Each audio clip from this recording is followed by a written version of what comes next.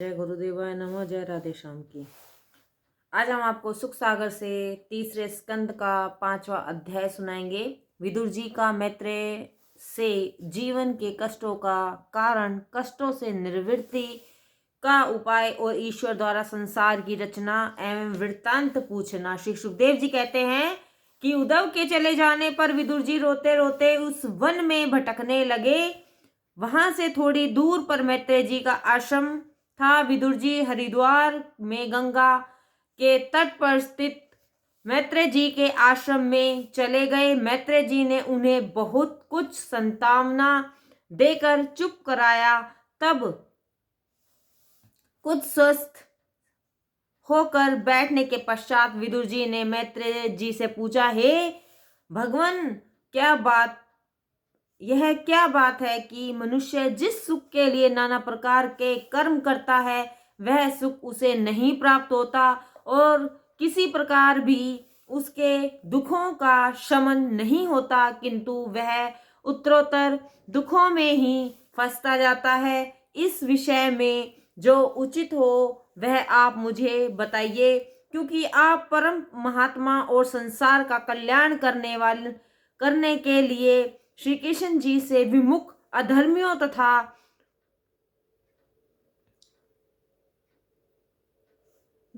तथा दीन दुखियों का दुख दूर करने के लिए ही संसार में घूमते रहते हैं।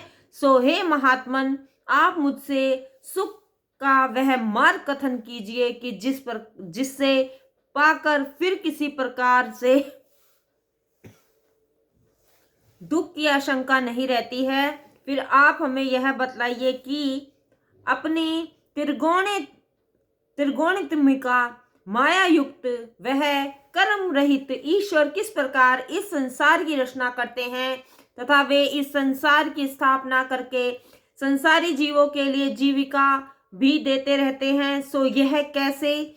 इस संबंध में महात्मा पुरुषों ने ऐसे कहा है कि वह ईश्वर योगेश्वर का भी अधीश्वर है और वह अकेला ही संसार में प्रवेश करके अनेक प्रकार से प्रकट हो रहा है।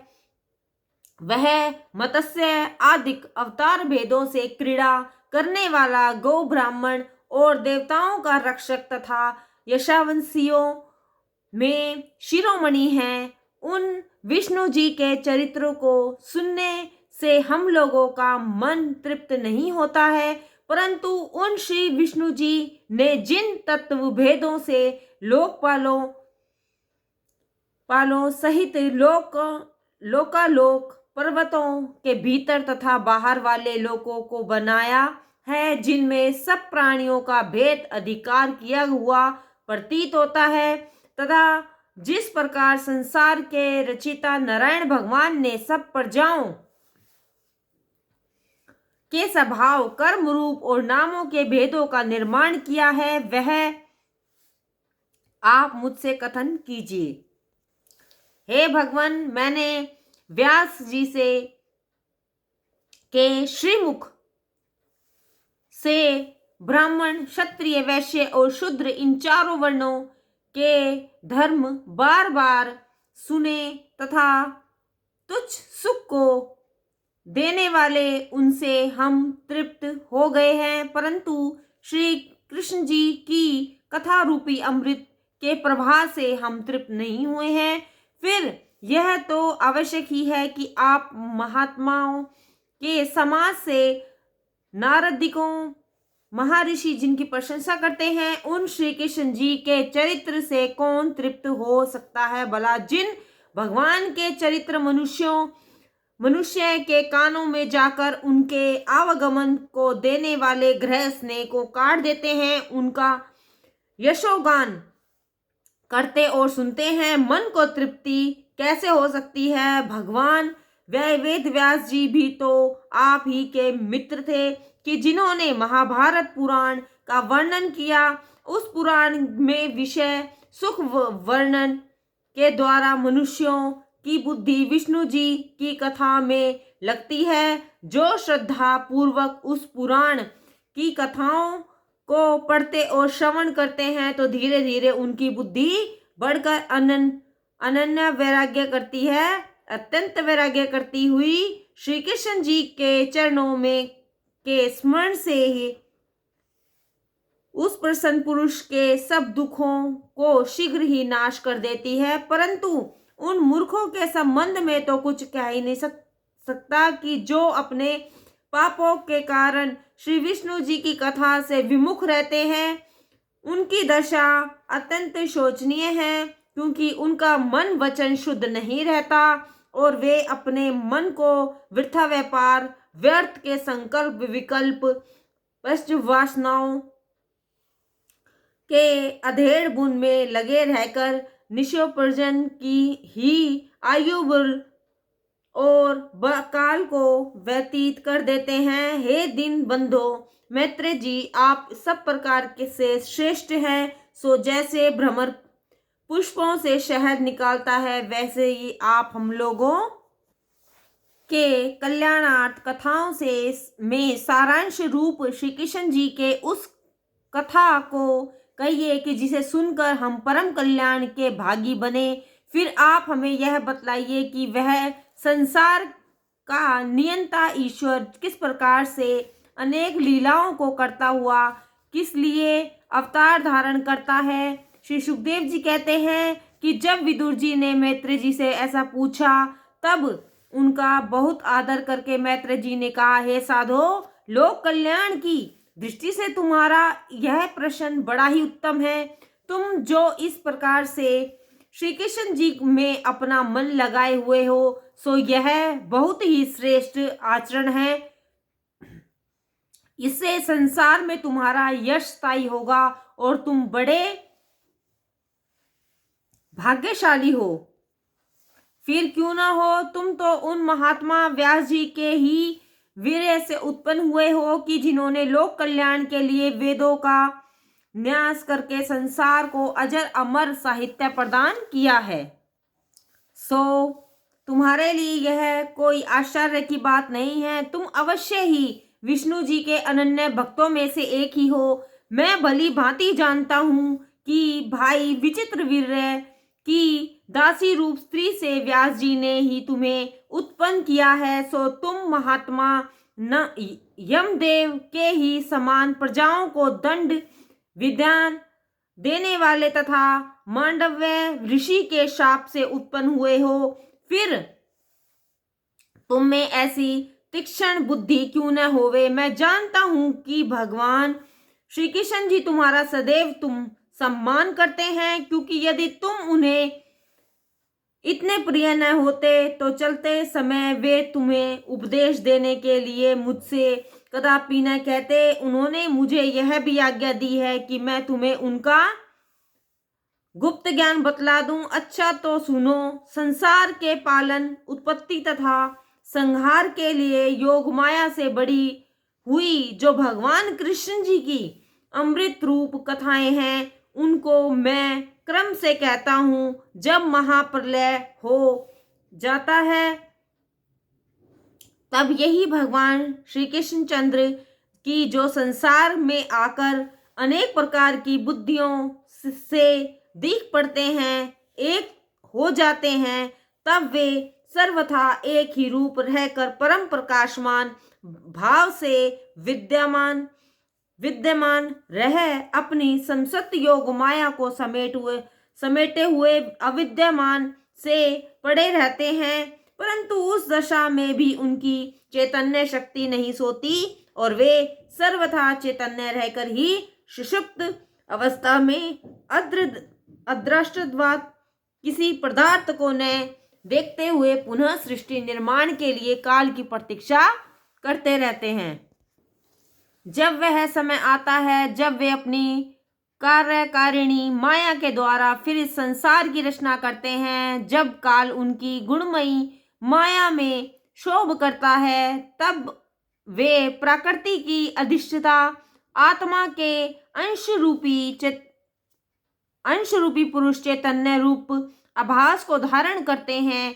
फिर तो वे विज्ञान स्वरूप ईश्वर क्रमशः अंधकार को दूर कर अपने शरीर में स्थित संसार को धीरे धीरे प्रकट करते हैं। तब काल और माया की प्रेरणा से पहले सबसे महत्व प्रकट करते हैं। इस प्रकार जब वह महत्व सर्वादृश्य भगवान के समक्ष आता है तब वे उसे दूसरे रूप में परिणत करते हैं। इससे उसमें महत्व में विकार आ जाता है और तब अधिभूत अध्यात्म तथा अधिदेव का आश्रयभूत इंद्रिय और मनोमय अहंतत्व की उत्पत्ति होती है। वह अहंतत्व 3 प्रकार का होता है, वैकारिक, तेजस और तामस। तब पहले वैकारिक अहंतत्व से मन और तेजस से शब्द सर्वप्रदर्शिक विषयों के ज्ञान वाली इंद्रियों तथा काम इंद्रियों और तामस अहंतत्व से स्वप्रकाश युक्त भूत सूक्ष्म अर्थात आकाश प्रकट हुआ। तब काल और मायांश के योग से जब ईश्वर ने उस आकाश तत्व को देखा तो उसे स्पर्श उत्पन्न हुआ और जब इस प्रकार स्पर्श में विकार हुआ तब उस पवन में विकारता आने से उसने रूप तन्मात्रा की रचना की जिससे लोक की प्रकाशक ज्योति उत्पन्न हुई। इस प्रकार जब काल तथा मायांश के योग से परमेश्वर ने उस ज्योति को देखा तो वह तत्व भी विकार को प्राप्त हो गया और उसने रसमय जल को उत्पन्न कर दिया। तब तेज से युक्त ईश्वर ने जल को देखा तब काल का मायांश के योग से वह भी विकारता को प्राप्त हुआ और उसने गंध गुण वाली पृथ्वी को उत्पन्न किया। यहाँ यह भी जान लेना चाहिए कि सर्वप्रथम मन के सारथ भी वैकारिक अहंतत्व से देवतागण उत्पन्न हो चुके थे। उन्होंने भी सृष्टि रचने की चेष्टा की परंतु परस्पर में संबंध न होने से वे ब्रह्मांड की रचना करने में समर्थ न हुए। तब उन्होंने देवताओं से हाथ जोड़कर परमेश्वर से कहा, हे देव, हम लोग आपके चरणों को नमस्कार करते हैं, सिवा आपके हमें और किसी पर भरोसा नहीं है। हम लोगों को विद्या संयुक्त आप ही के चरणों की छत्र छाया स्वीकार है, क्योंकि आपके चरणों का ही आश्रय करके योगी जन शांति पाते हैं और बिना आपकी कृपा के संसारिक प्राणियों को आनंद नहीं मिलता।